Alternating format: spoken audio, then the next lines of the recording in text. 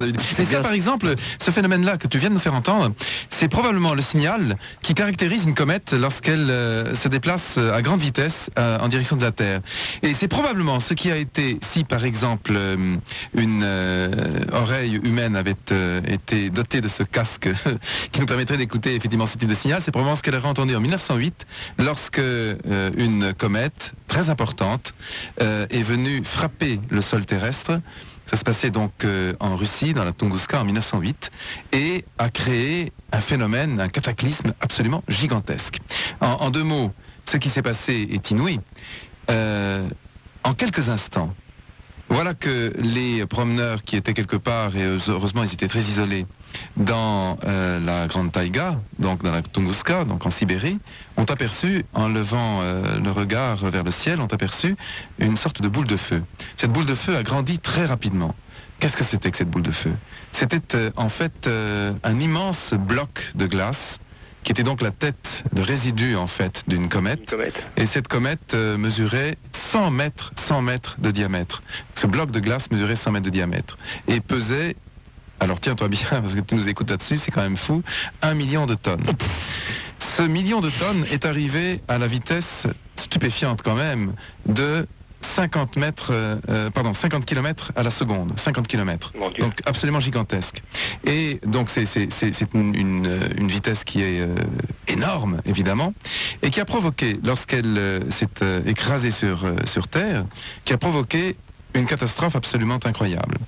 Il faut savoir que dans cette région de la Tunguska, il y a eu 2000 km totalement de forêt, totalement dévastée. C'est-à-dire en fait, 2000 km² de forêt ont été dévastés, ce qui veut dire en fait un carré par exemple qui aurait, ou un rectangle qui aurait par exemple 200 km de long et 10 km de large. Et là-dessus, rien, absolument rien, n'a résisté. Tout a été pulvérisé, les rochers ont été catapultés, tous les arbres sont couchés dans des directions qui révèlent en fait l'épicentre de cette explosion gigantesque.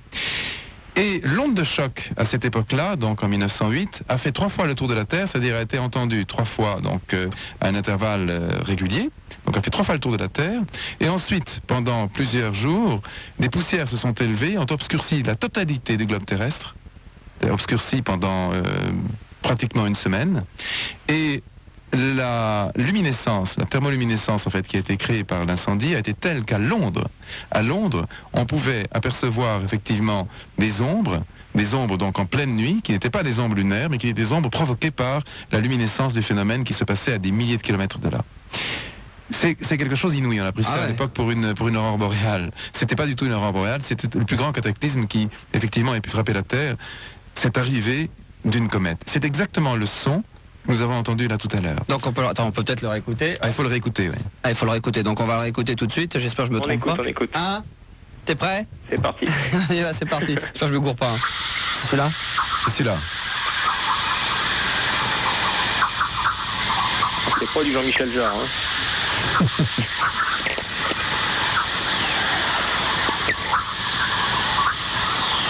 Voilà, ça c'est des sons qu'on a récupérés sur internet, donc c'est impressionnant. Ouais, moi je suis très épaté parce que Tunguska c'est un épisode des X-Files que je savais pas du tout ça, enfin c'est incroyable. Ah mais tu avais entendu parler de... Bah oui, il y a deux épisodes qui se passent à Tunguska, c'est en Union, enfin c'est l'ex-Union soviétique, ouais. Et c'est en Sibérie et c'est un endroit où justement la conspiration a lieu. Enfin et moi Tunguska pour moi c'était un lieu géographique, mais je savais pas du tout cette histoire. Ça c'est alors là je suis content d'être venu ce soir. Hein, vraiment. Voilà. Et tiens, on va écouter un dernier son avant qu'on parle ensemble, David. Là, c'est du 25 septembre 96, donc une aurore boréale. On écoute. Voilà ce que ça donne.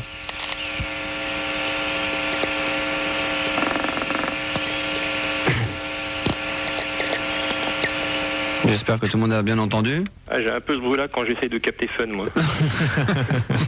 J'allais le dire. C'est les technicos de Fun qui sont en train de régler le son. La radio. Ça marche un petit peu comme ça, effectivement. Hein. On peut trouver ça directement à la technique. Donc là, un petit peu. Mais tous ces sons se ressemblent, enfin.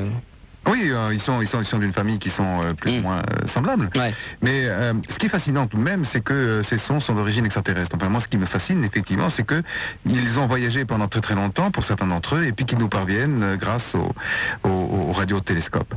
Ce qu'il faut savoir, alors moi je voudrais juste faire un détour en dehors des sons, puisque quelqu'un a parlé de la signature sonore laissée par une météorite. Ce qu'il faut savoir, c'est que celle de la Tunguska, dont on parlait avec Mulder il y a un instant, qui est à l'origine donc effectivement d'une des aventures d'X-Files, a laissé une trace cataclysmique à la surface de la Terre, donc et qui aurait pu être beaucoup plus grave si elle avait frappé un continent habité. Ouais, c'est ça, par exemple, une ville. Paris n'existerait plus évidemment, Londres non plus, enfin bref. Elle aurait pu laisser effectivement des traces abominables.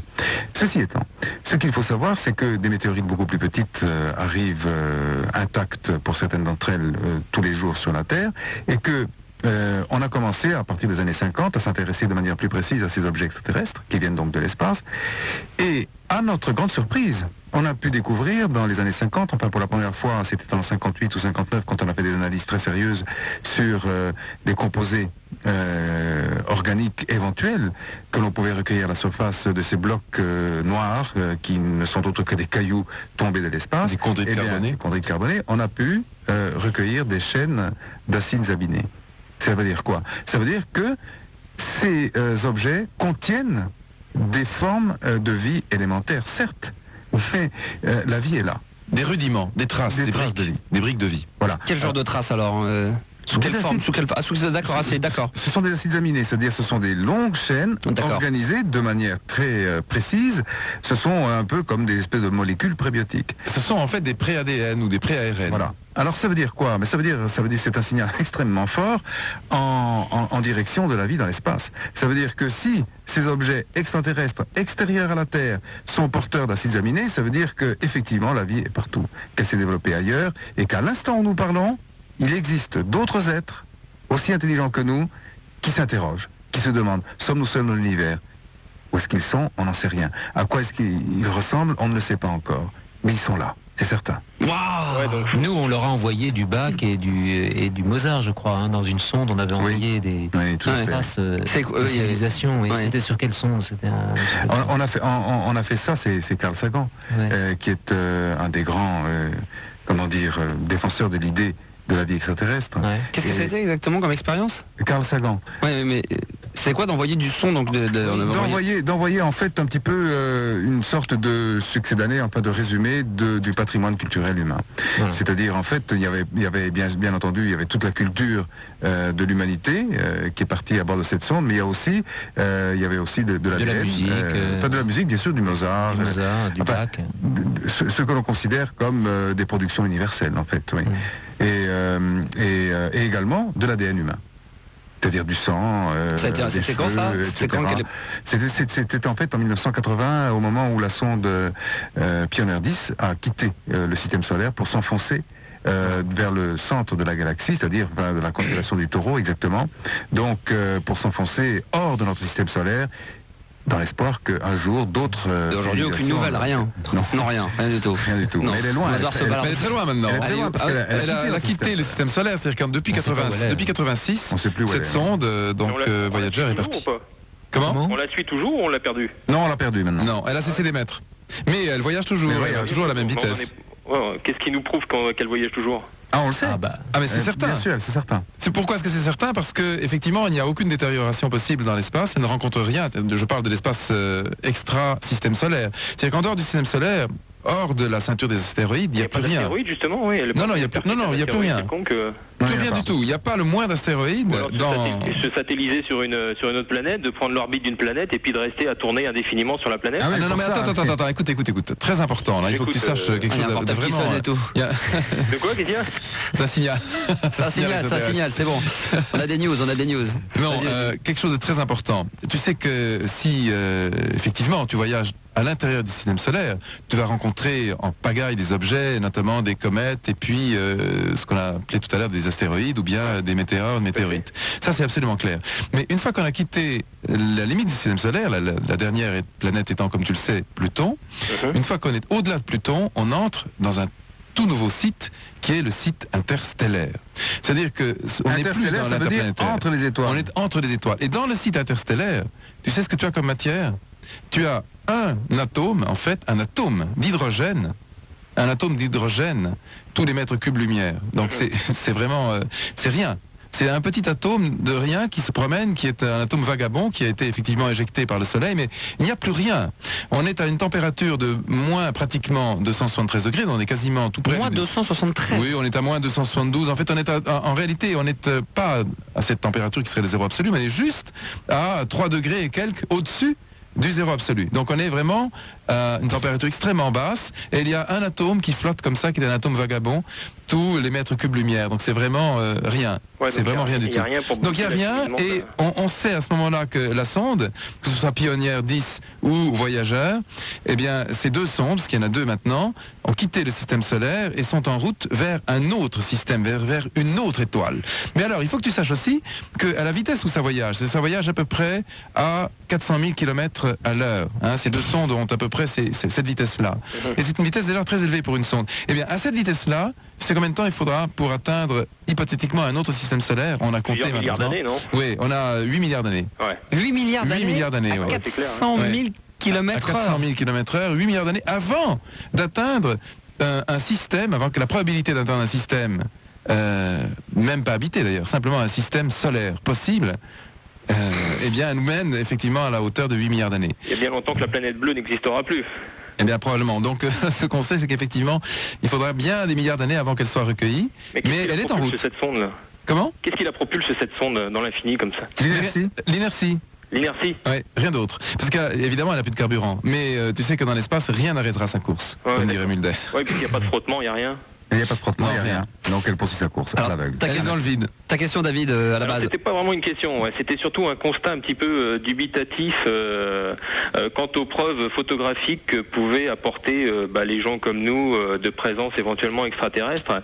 Et moi j'ai fait de l'astronomie pendant 5-6 ans. Et c'est vrai qu'on nous a expliqué qu'il y avait dans l'espace plusieurs milliards de soleils qui pouvaient à chaque fois représenter éventuellement un système solaire, donc une vie extraterrestre possible.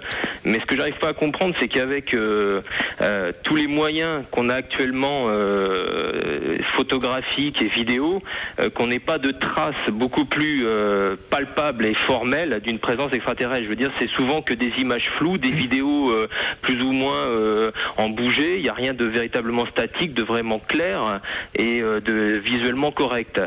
Donc je voulais savoir si justement ils étaient un petit peu dans la même expectative que moi et que si vraiment il y avait une preuve flagrante de quelque chose, pourquoi justement avec tous les moyens qu'on a techniques et autres, on n'avait pas moyen d'avoir une photo claire qui nous montre vraiment qu'il y avait une preuve d'une vie extraterrestre.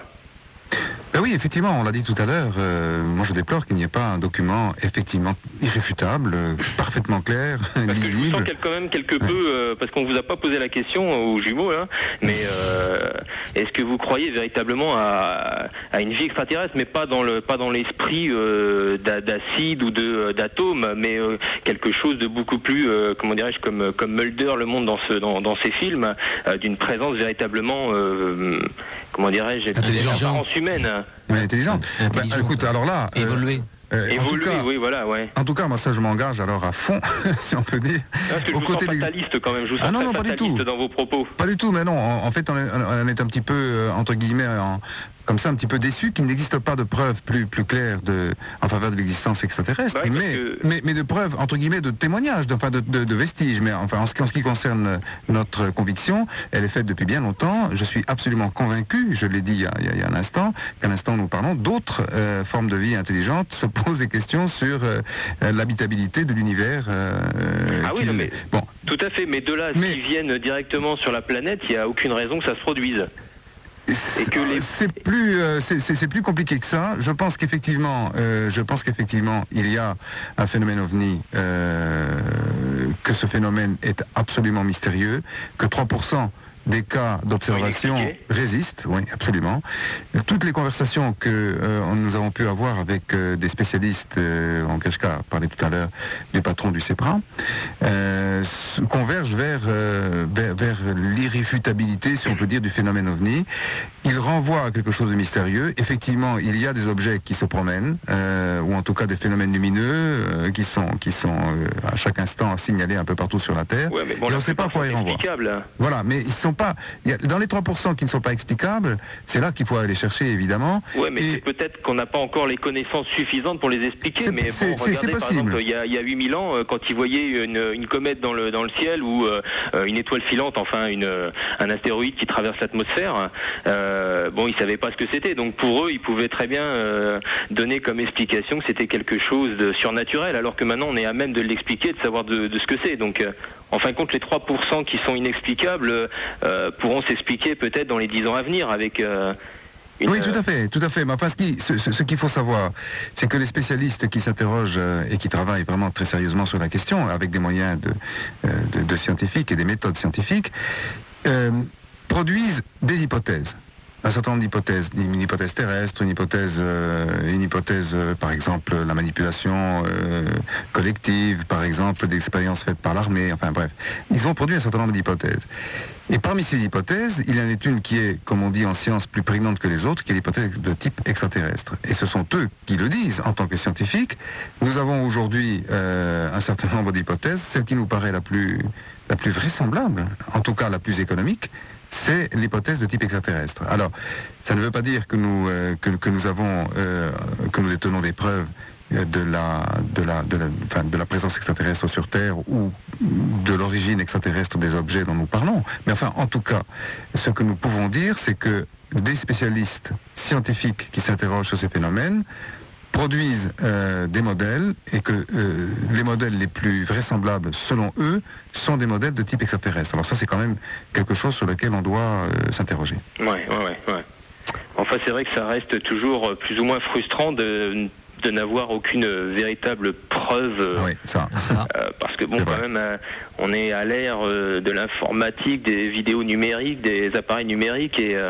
je sais pas, moi je fais un petit peu de photos, il y a quand même des bases faciles à respecter pour prendre quelque chose dans le ciel et tout ce qu'on nous montre comme cliché, c'est toujours flou, c'est toujours loupé, il n'y a aucune référence de dimension ou de référence géographique. C'est pas reproductible, géographique. tout ça évidemment, oui, ça je sais bien. Donc ça met un petit peu dans le doute et malgré une certaine naïveté, c'est vrai qu'après on a du mal à espérer quelque chose, quoi. Oui. Même si on est conscient qu'en effet, il peut y avoir d'autres mondes qui se posent les mêmes questions que nous à des milliards d'années-lumière d'ici. Ouais. Ça fait très Capitaine Flamme comme générique. Ça fait très Gigi.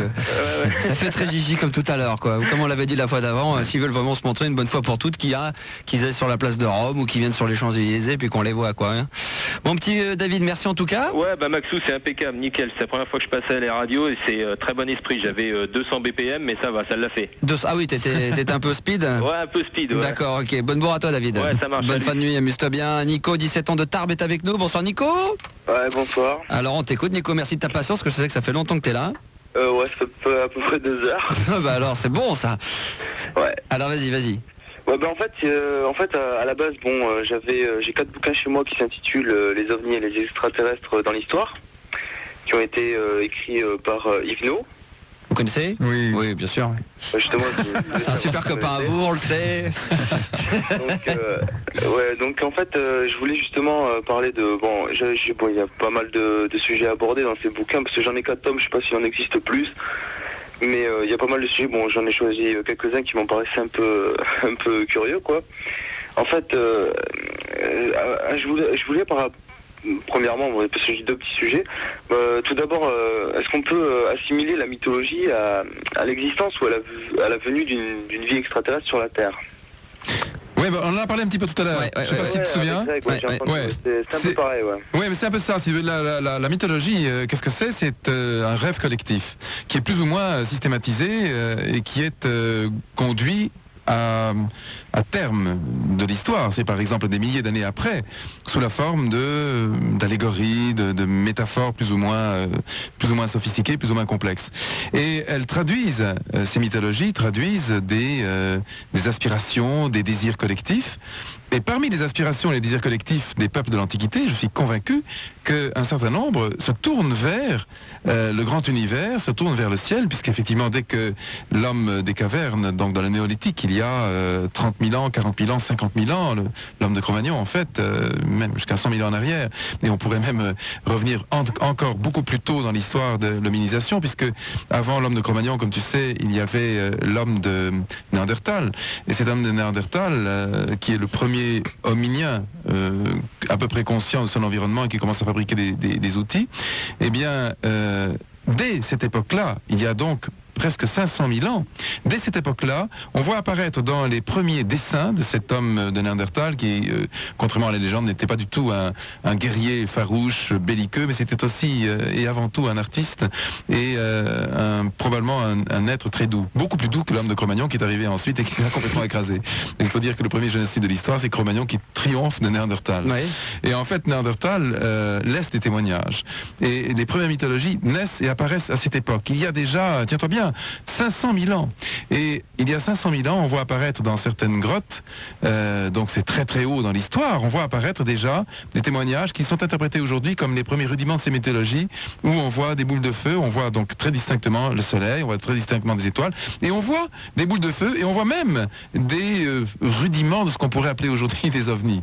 Donc dès cette époque. Ouais. Et tout au long de l'histoire ensuite, c'est vrai dans la période Néandertal, c'est vrai aussi au moment de Cro-Magnon, et c'est vrai a fortiori dans la haute antiquité, puis ensuite dans la basse antiquité, puis ensuite au Moyen-Âge, ainsi de suite. Tout ça constitue le corpus dense, comme on dit quand on parle d'informations, un corpus dense, d'informations telles qu'elles convergent vers, eh bien, on va dire la mythologie extraterrestre au sens large. La mythologie d'observation, mais je dirais plus que d'observation, d'un grand rêve de ses frères venus des étoiles qui nous auraient accompagnés à un moment. Ce rêve-là, on a la certitude. Un rêve ou un souvenir, peut-être. D'un grand rêve ou d'un souvenir, oui, quand on va loin dans l'interprétation de ce que pourrait être le contenu de ce rêve. Si on est certain d'une chose, c'est que le rêve existe. Le rêve existe et il existe depuis très longtemps. Il y a longtemps qu'on rêve à des créatures venues d'ailleurs, à des êtres venus d'ailleurs et des êtres intelligents, plus intelligents que nous, qui seraient capables de se déplacer vers nous. Voilà. Des primes de, enfin, on rêve de primes de fin d'année, d'augmentation de salaire. Par exemple. Pas que de boules rouges. Non, mais ce rêve-là, il est ancien. On parlait du dieu cargo, par exemple. Un cargo vient dans une île du Pacifique, laisse des objets, et puis le cargo disparaît, et on revient 20 ans ou 30 ans après, et le cargo est devenu un dieu, est devenu quelque chose dont les gens se souviennent comme une chose bonne, comme chose qui a apporté des bonnes choses. Et il introduit un mythe. Et il introduit un mythe, voilà. Bien sûr, oui. Bien sûr, mais ce que tu dis là à propos du mythe du cargo peut être absolument constitutif d'un rêve lié à ce qui est aujourd'hui conçu et compris comme étant une interprétation du phénomène OVNI. Le phénomène OVNI, aujourd'hui, produit des images qu'on ne comprend pas. Ces images, ces objets qui circulent et qu'on ne comprend pas, qui circulent non seulement dans la représentation collective, mais vraiment, véritablement dans le ciel, et qui quelquefois sont captés par des appareils photographiques ou par des stations radar. Donc, ils sont, en un certain sens, dotés d'un contenu qui est semi-objectif. Eh bien, effectivement, on les observe aujourd'hui. On ne peut rêver que d'une chose qui... Enfin, moi je rêve pas de choses qui n'existent pas. Je veux dire, pour qu'une civilisation rêve de quelque chose, c'est qu'il y a des de quelque chose. Absolument, ça va dans le sens que je dis, c'est que par exemple, on a très bien pu avoir des observateurs sagaces qui à cette époque-là ont observé par exemple quelque chose dans le ciel. Ah, d'accord. Alors, c'est très très possible. J'ai dit d'ailleurs tout à l'heure qu'effectivement, ce qui est certain, c'est que le phénomène OVNI existe maintenant, c'est-à-dire qu'il y a des observations qui sont faites de phénomènes qui ne sont pas rationalisables, et il n'y a aucune raison de limiter à notre époque ces phénomènes non rationalisables et non explicables. Donc on peut considérer que par exemple à l'Antiquité, des phénomènes de ce type existaient et étaient observés par les hommes de l'Antiquité et même au-delà. Et partout autour du monde, parce que partout dans le monde. Chez les Aztèques, on en trouve. Et partout dans le monde. Ça c'est tout à fait possible. Alors en revanche, on peut très bien considérer par exemple que la chute d'une météorite ou la chute même d'une comète géante comme celle qui s'est produite à la Tunguska est engendrée eh bien une mythologie de ce type. Et elle est à ce moment-là indémêlable, si on peut dire. Elle est inséparable d'autres types d'observations qui pourraient effectivement renvoyer à des objets artificiels et non plus naturels. Donc il est difficile aujourd'hui de dire quelle est la composante. Est-elle réelle ou est-elle donc objective ou est-elle artificielle ou est-elle au contraire purement... Bon, ça on ne sait pas. Mais ce qui est clair, c'est qu'effectivement le rêve existe. Cette mythologie renvoie à des phénomènes qui ne sont pas rationalisables et qui sont peu explicables, qui sont évanescents, qui sont tout ce qui effectivement relève d'une mythologie entre guillemets extraterrestre et qui est très ancienne. Donc, on ne peut pas nier son existence. Ce qu'on ne sait pas dire, c'est quelle est l'origine de ces phénomènes. Est-ce que ces phénomènes renvoient véritablement à une présence extraterrestre qui aurait pris pied, qui aurait véritablement, et en toute tranquillité, foulé le sol de la Terre il y a 30 000 ans, 20 000 ans, 10 000 ans, 5 000 ans? Ça, personne n'est capable de dire aujourd'hui que ça a eu lieu. Personne. Nicolas? Oui. Oui. Ouais. Oui, j'ai rien à dire, là j'écoutais, en plus j'enregistre, comme ça je pourrais écouter. Excellent. C'est marrant, on va faire pareil. Attention Nicolas. Franchement, j'enregistre, là j'ai enregistré la dernière fois. Nicolas, l'accoutumance te guette. Voilà. La vérité est ailleurs. Tu vas lâcher le personnage, il est dans les... Tu dors avec Mulder, il vit Mulder, il mange Mulder. Nicolas, donc écoute, je sais pas, t'as encore quelque chose à dire ou... Oui, en fait, c'était justement, il y avait juste un deuxième petit sujet, en fait, c'est juste une question. Hyper rapidos. Quoi? Oui, vas-y. Oui, parce que dans ce même bouquin, en fait, à un moment, il parle d'un certain cube qui a été découvert par un certain Dr. Gert au 19e siècle. Oui. Et en fait, comme ils disent, je vais citer ce qu'il y a écrit, en fait, ils disent que cet objet est apparemment vieux de plusieurs millions d'années. Et en fait, il se pose la question dans ce livre, par qui a-t-il été fabriqué et quand a-t-il été fabriqué? Oui, mais ça c'est... Et en fait... Effectivement, l'histoire du cube, elle est connue. Ouais. Elle est bien connue. Max, bien sûr. Oui, non, mais raconte-la, tu la racontes mieux que moi. Tu la racontes mieux que moi. Non, il s'agit d'un cube qui, effectivement, a été analysé par l'auteur et aurait été, la conclusion, c'est qu'il serait vieux de plusieurs millions d'années. Bon, le problème, c'est que le cube n'a jamais été analysé de façon irréfutable par un laboratoire scientifique et que on peut dire n'importe quoi, au fond, à partir de là, on peut affirmer qu'il a 100 000 ans, qu'il a 200 000 ans ou 10 millions d'années, ça n'a aucune importance. Il n'a jamais été soumis à l'équivalent du Muséum d'histoire naturelle ou d'un laboratoire qui aurait pu dater au carbone 14 de manière irréfutable l'ancienneté de l'artefact en question. Alors donc, on peut pas en dire grand-chose en fait. C'est pas, en tout cas pour moi, c'est pas une preuve vraiment irréfutable de l'existence d'un artefact qui serait la signature d'une civilisation extraterrestre. Oui, il y a beaucoup d'exemples comme ça. Par exemple, il y a la machine d'Anticythère. Alors, cette machine est très, très intéressante parce qu'elle a été datée de manière certaine, mais avant d'avoir été datée, elle a été interprétée comme un objet totalement mystérieux. C'est quoi ça? La machine d'Anticythère, ouais. C'est un objet qui a été découvert au fond, au fond de la Méditerranée, à peu près 50 mètres de fond, et on repêche. Ce sont des plongeurs qui ont repêché en fait quelque part au sud de la Grèce, au large, donc à peu près à 20 km des côtes, sur un haut fond, recueillent donc des vestiges, des objets. Et parmi ces objets, ils recueillent quelque chose qui est totalement énigmatique. Cette énigme est donc ça se passe dans les années à peu près dans les années 50. Ce qui est très étrange, c'est que la machine d'Anticythère, puisqu'on est près de Anticythère, cette machine, cet objet qu'on recueille, est véritablement une machine. On constate que c'est un dispositif assez sophistiqué qui fait penser de manière très précise à une horloge.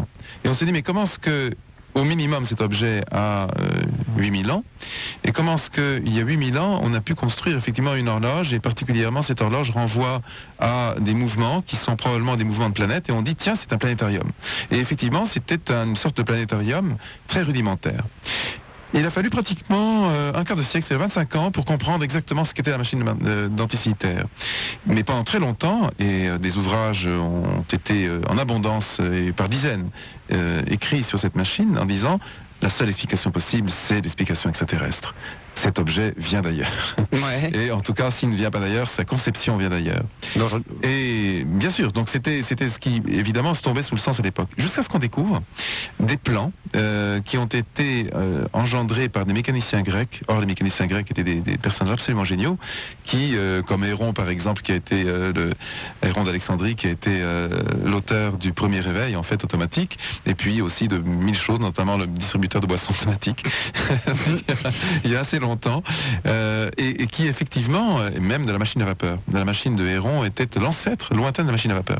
Et on a découvert dans l'environnement, dans l'atelier, si on peut dire, dans le laboratoire de ces mécaniciens grecs, eh bien, le témoignage d'une machine qui est exactement le plan, si on peut dire, de la machine d'Anticythère. C'est à ce moment-là qu'on a compris que les mécaniciens grecs avaient chez eux les premiers en tout cas, avaient chez eux les moyens de construire des machines sophistiquées qui étaient des premiers planétariums, notamment révélant des connaissances en astronomie qui étaient absolument étonnantes, phénoménaux. Donc, à partir de là, on a compris que des objets qui apparemment étaient très mystérieux pouvaient trouver une explication rationnelle, tout à fait naturelle dans le corpus des connaissances. Voilà mon petit Nicolas. Ouais, juste pour en revenir au niveau du cube. Oui. Ouais, donc comme ils disent, il a disparu. Donc il n'y a plus aucune façon de vérifier si... Toi aussi tu vas pas tarder à disparaître, hein, on va t'obliger. Hein. Ouais, non mais c'est juste le dernier truc pour conclure quoi. Ouais. Est-ce que donc on peut vraiment croire que c'est véridique, que c'est réel, ou est-ce qu'on dit que c'est une histoire ou c'est complètement inventé? Écoute, moi j'ai tendance malheureusement à croire que c'est un petit peu une hypothèse ad hoc. C'est-à-dire que finalement le cube intervient comme un élément qui fait rêver, sans doute, mais dont l'existence est vraiment très douteuse. Il faut que le rêve ait une fin. Voilà mon petit Nico. Ah, c'est on arrête, hein. Ok. Ok, ça roule. Je pourrais t'avoir en antenne? Qui, moi? Ouais, Max. Ouais, bien sûr, ouais. Okay. Quoi? Il veut que tu l'expliques. Ok, d'accord, très bien. Bon, on écoutera la cassette ensemble? Ouais. D'accord, on va faire comme ça sera beaucoup plus simple. Dernière ligne droite, Igor et Grishka Bogdanov, nos invités avec Mulder. Puis on va jouer de la musique, après c'est promis, hein, on va jouer de la country, ça va être chaud. Préparez les merguez, faites sortir les feux de bois et tout, la cheminée, ça va être tranquille. Rien à voir avec la country, ça, je sais pas si vous appréciez la house un petit peu aussi. Ah, on écoute que ça tous les soirs. Ah bah écoute, tant mieux alors. Paul Johnson, Get Down sur Fun Radio et ensuite on revient. Ah, il nous reste une dizaine de minutes, il va falloir faire très vite.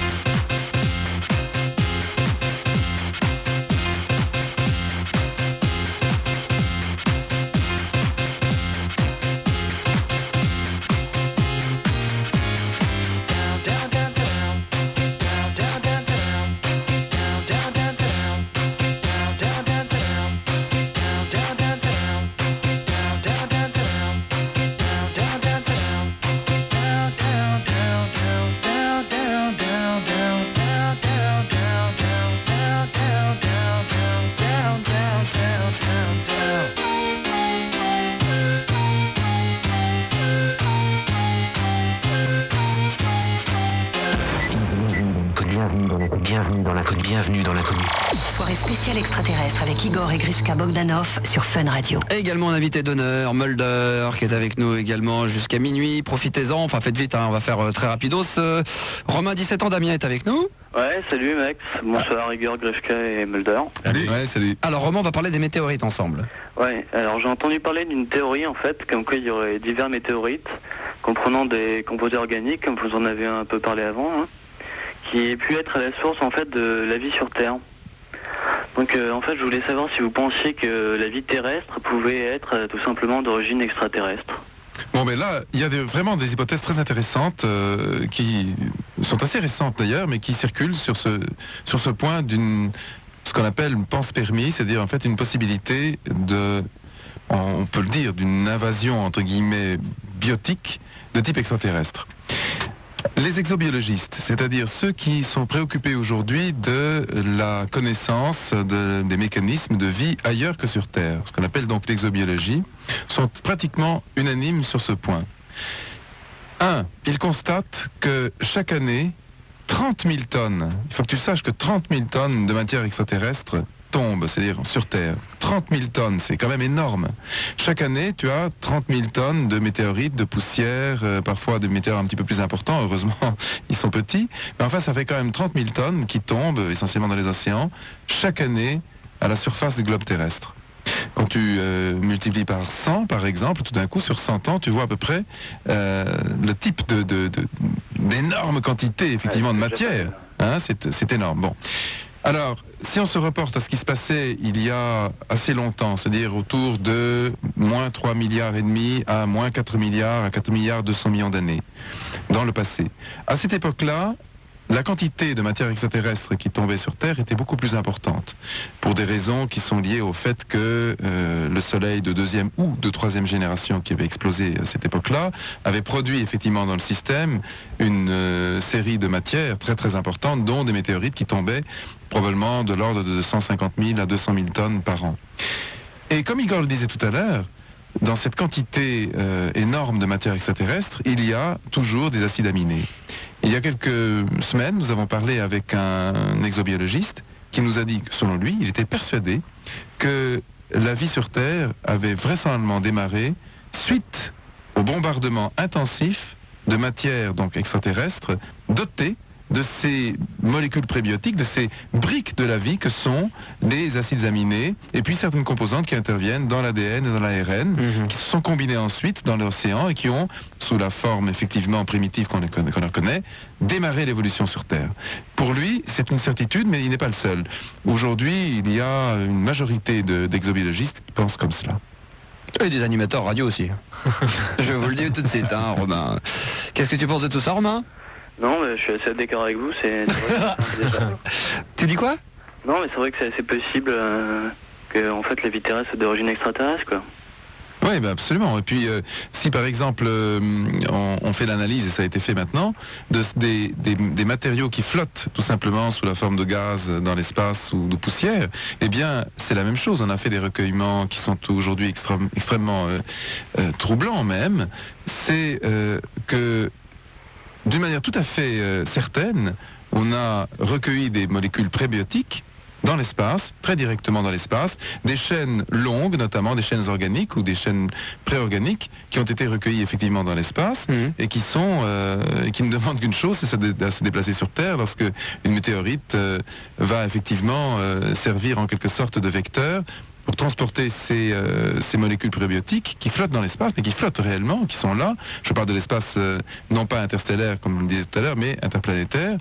Mais effectivement, dans le milieu interplanétaire, c'est bourré, en quelque sorte, de molécules organiques qui sont effectivement transportées sur Terre par les météorites, par les comètes. On peut expliquer en 2 mots, tu l'avais fait la fois d'avant, Igor Grishka, la différence météorite et météore, ce que c'est, d'où ça vient? Bon, c'est simplement, là c'est vraiment une question de taille. Les météorites sont des fragments, des fragments de météores, et les météores sont beaucoup plus importants. Les météores frappent la Terre, heureusement très rarement. C'est de l'ordre de un impact important d'un objet qui mesure comme, non pas celui que nous avons évoqué tout à l'heure, qui est effectivement de 100 mètres simplement, mais qui serait beaucoup plus important. Un objet, par exemple, de 100 km, 100 km de diamètre, pulvériserait la Terre. C'est probablement qu'elle serait coupée en deux. Si on avait un objet de 100 km... Qui arrive à quelle vitesse à ce moment-là? Qui arrive à quelle vitesse à peu près? C'est toujours des dollars de plusieurs dizaines de kilomètres par seconde. Hein. Donc ce sont des vitesses très très élevées. On peut considérer que si un objet effectivement de 100 km arrive sur Terre, il provoque la fin du monde. Véritablement la fin du monde. Parce que rien ne résiste. L'onde de choc est tellement puissante, c'est des milliards effectivement de mégatonnes qui en un instant se déchaînent. Il est probable que la secousse provoque une faille qui est probablement de l'ordre de plusieurs milliers de kilomètres, donc peut couper la Terre quasiment en deux. Donc elle a apporté des fissures qui sont telles que rien ne résiste. Et de toute façon, le choc est tel que toute forme de vie est irrémédiablement éradiquée de la Terre.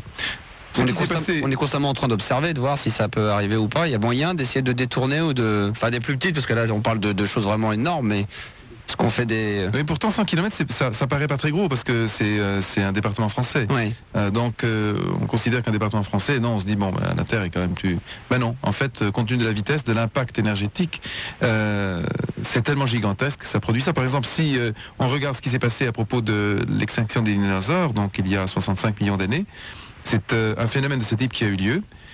Probablement que c'était une comète, c'était un bloc de glace, mais qui était beaucoup plus important que celui de la Tunguska, et qui a produit, on l'a dit la dernière fois au cours de l'émission, une vague qui mesurait probablement 3000 mètres, donc 3 km de haut, et qui a coupé un continent en deux. C'est à ce moment-là, effectivement, que les continents se sont véritablement séparés et que l'Amérique est allée d'un côté et puis l'Europe de l'autre, alors qu'on sait très bien que tout était séparé, que rien n'était séparé à une période archaïque, et que donc, effectivement, toute forme de vie importante a été rayée. Il ne restait plus à ce moment-là que des petits animaux dont, effectivement, les mammifères ont été les ancêtres.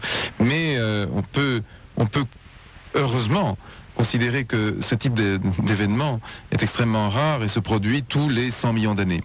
Tous les 100 millions d'années, on aura à redouter un phénomène de ce genre. On en a eu un il y a 65 millions d'années, on a probablement encore quelques dizaines de millions d'années de tranquillité. Et ben voilà, on est tranquille. Hein. Voilà mon petit Romain. Ok, c'était sympa. Sinon, un deuxième petit truc. Ouais, on a 3 minutes. Hein. Vous pouvez nous jouer un petit truc à la guitare? Ah bah ça va venir, oui, justement, on va faire la pause, justement, c'est ce qui est prévu, donc très bien, tu me tends la perche. Ah oui, on va tout jouer.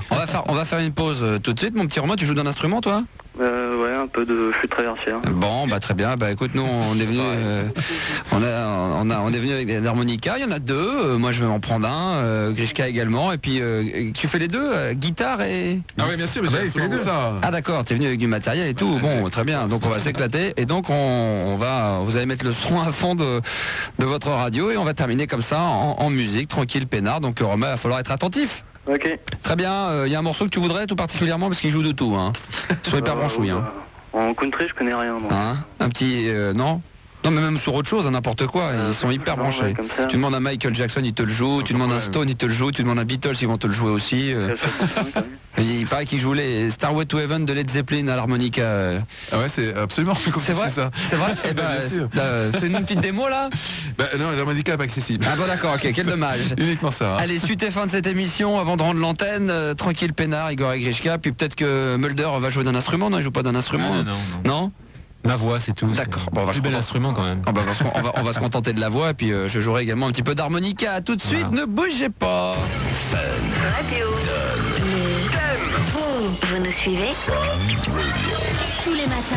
Écoutez Bob Gonnet-Martin entre 6h et 9h. Découvrez le mix en or. Et gagnez un véritable lingot d'or. Demain, écoutez Fun Radio toute la journée. Et partez en Irlande rencontrer Shola Ama dans les coulisses de son concert. Yes, it's Shola Ama on Fun Radio. Samedi 4 mars. Les FL65 sont les invités de l'essentiel de Fun entre 18h et 20h sur Fun Radio. Salut tout le monde, nous sommes FL65. On va écouter ensemble les 40 meilleurs titres dance qui cartonnent en France et en Europe sur Fun Radio.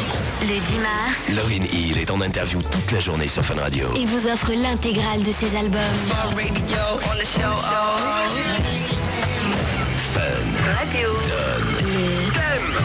Vous nous suivez? Fun Radio. Ouais, ma mère, elle arrête pas de gueuler parce que je suis nul en français et que je range jamais ma chambre. Attends, faut pas qu'elle me fasse trop yesh, parce que sinon je pars vivre au Brésil. Ouais, j'ai un pote là sur internet qui peut m'accueillir là-bas. Surtout quand je lui ai dit que je pouvais le payer en notes, il était comme un ouf. toute façon, les parents, c'est nul, ça sert à rien, comprennent rien à la société. Nuts, faut pas lui casser les noisettes. Ma mère, elle croyait que Nuts, c'était un groupe de salsa. Trop nul, la rhum. Aujourd'hui, j'ai rencontré quelqu'un de formidable. C'est elle qui m'a abordé. On a beaucoup parlé de la vie, de ce qu'elle fait et de ce qu'elle pourrait faire encore. Pour les sans-abri, les familles en difficulté, les enfants. Elle est bénévole au Secours Populaire, près de chez moi. Oui, quelqu'un de formidable. Les 72 000 bénévoles du Secours Populaire vont à votre rencontre. Aidez ces personnes formidables à poursuivre leur action. Achetez-leur votre ticket Don'Action ou envoyez votre chèque au Secours Populaire de votre département. Fun Radio. Fun Radio.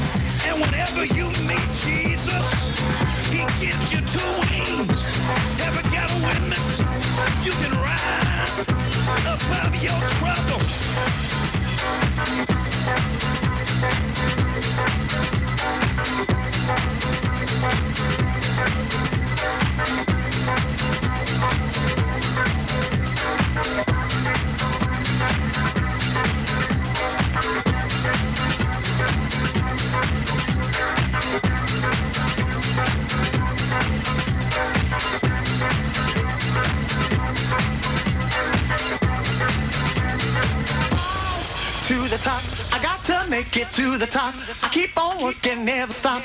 Gonna keep on pushing, rise to the top. I got to make it to the top. I keep on working, never stop. Gonna keep on pushing, rise to the top. I got to make it to the top. I keep on working, never stop. Gonna keep on pushing, rise to the top. I got to make it to the top. I keep on working, never stop. Gonna keep on pushing.